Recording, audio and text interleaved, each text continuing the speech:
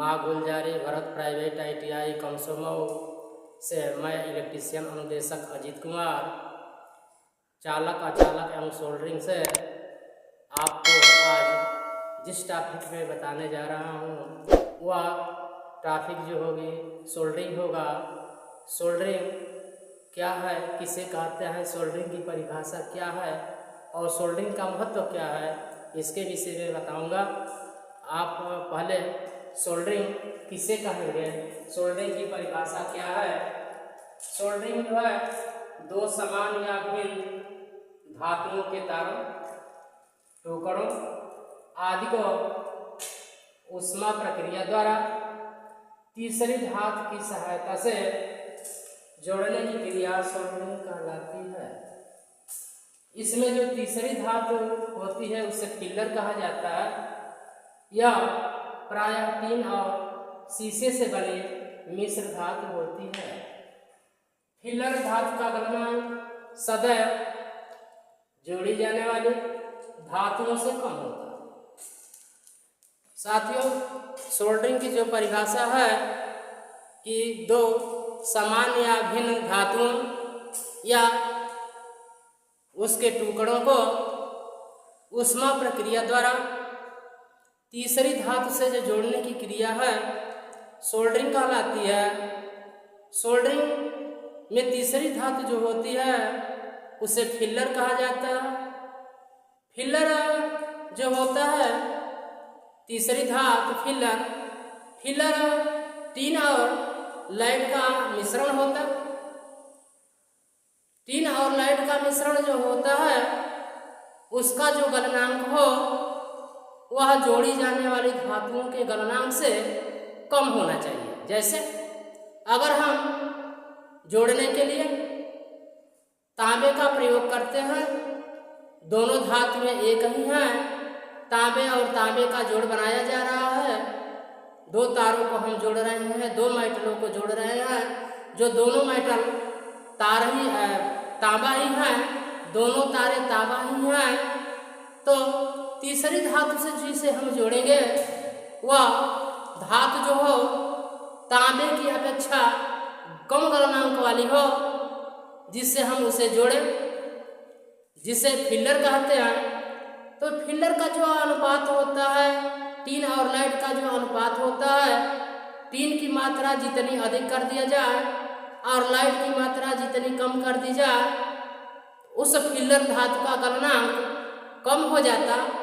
जिसमें लाइट की मात्रा जितनी अधिक बढ़ती जाती है, टीन की मात्रा जितनी घटती जाती है, उस फिलर धातु का गलनांक अधिक होता जाता। इसलिए तत्व के आधार पर, पदार्थ के आधार पर टीन और लाइट का मिश्रण किया जाता और वह फिलर जो धातुएं जोड़ी गई, जैसे तांबा को तांबे के साथ जोड़ा गया तो उसका जो गलनांक है तांबे के गलनांक से कम होना चाहिए।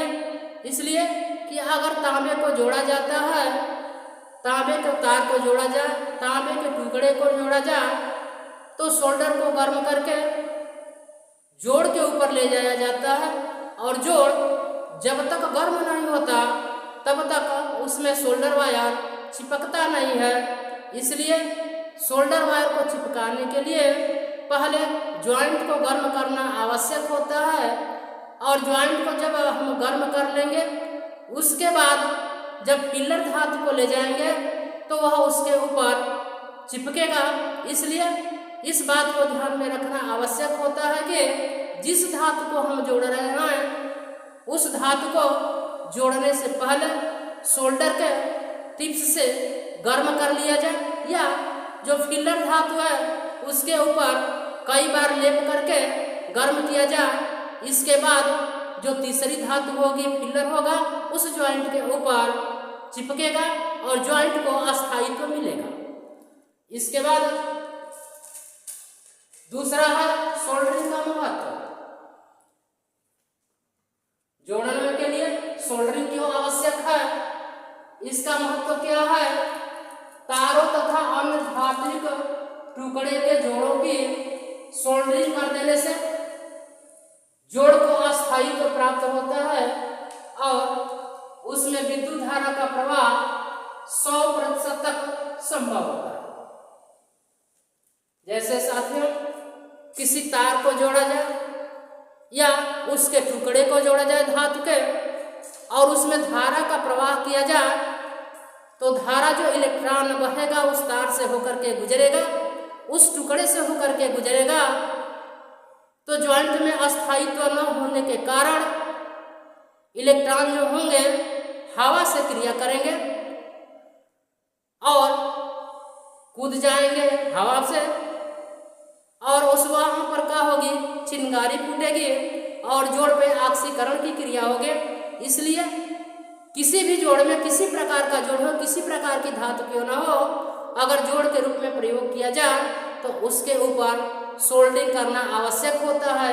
इसलिए कि इलेक्ट्रॉन जब बहे तो उसको एक मार्ग मिले, उसमें कोई व्यवधान प्राप्त न हो कि अगर इलेक्ट्रॉन एक सिरे से दूसरे सिरे में जाना चाहे तो मार्ग जो है सुदृढ़ हो, मजबूत हो, सोल्डरिंग हो।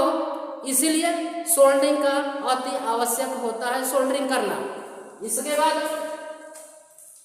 जोड़े की सोल्डरिंग कर देने से जोड़ को अस्थायित्व प्राप्त होता है, उसमें विद्युत धारा का प्रवाह 100% तक संभव होता। कुछ वैद्युतिक उपकरणों एवं मशीनों में तारों को जोड़ने की एक उपयुक्त विधि सोल्डरिंग होती है। जैसे डीसी मशीन में आर्मेचर वाइंडिंग के सिरों को कम्यूटेटर सेगमेंट से जोड़ने के लिए सोल्डर प्रक्रिया ही उपयुक्त होता है। साथियों, कुछ ऐसे जोड़ हैं जहां पर अगर सोल्डरिंग न किया जाए तो वह जोड़ संभव नहीं है।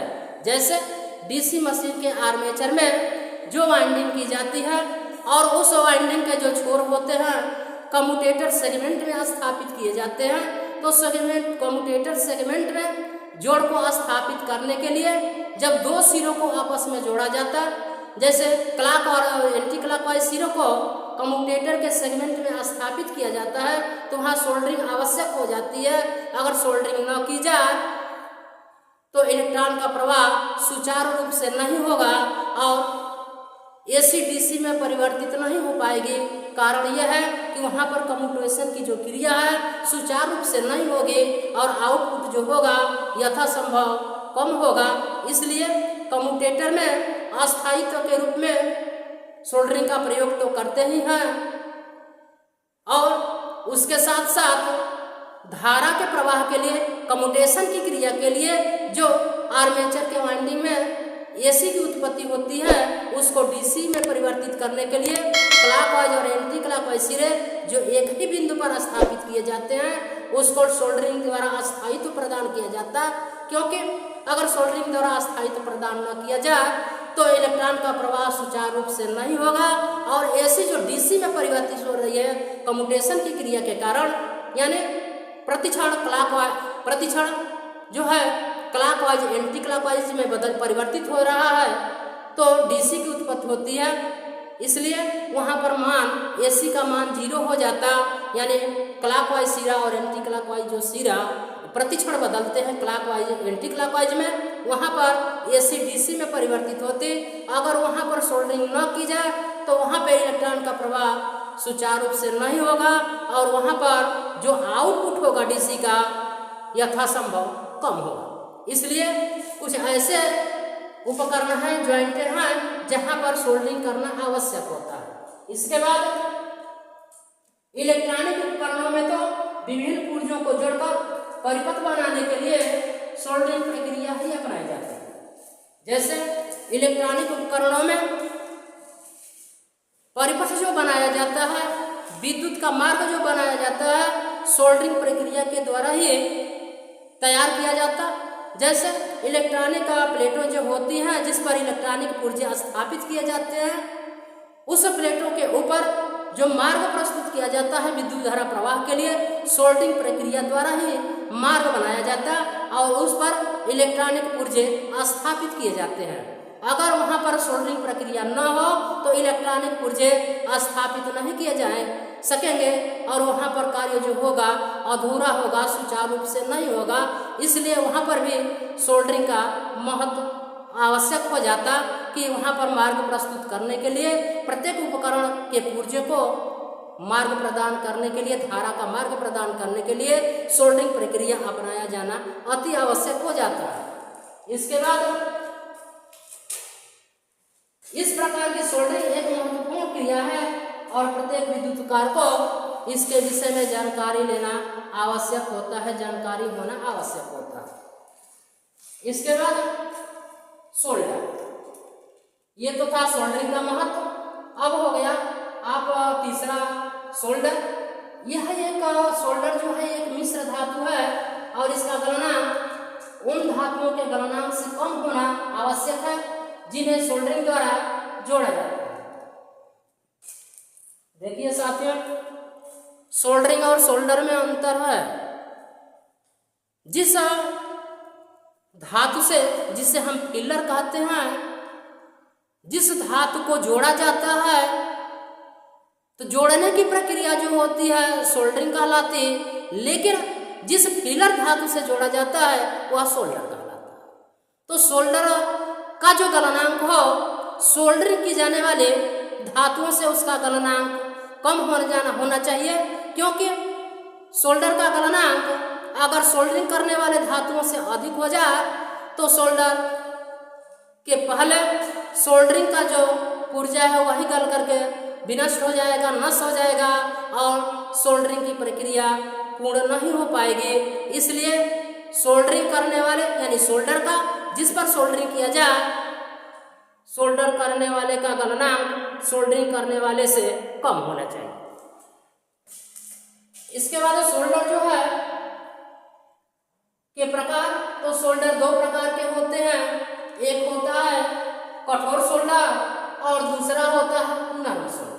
तो कठोर सोल्डर क्या है? इस सोल्डर का गलनांक अन्य सोल्डरों के गलनांकों की अपेक्षा अधिक होता है।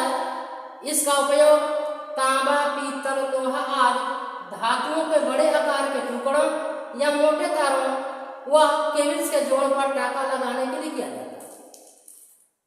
कठोर सोल्डर का उपयोग यानी फिलर का उपयोग अधिक मोटे तारों, अधिक मोटे धात्विक चादरों को जोड़ने के लिए किया जाता है और उसका गलनांक उच्च होता, क्योंकि मोटी चादरें अधिक तापमान सह सकती हैं।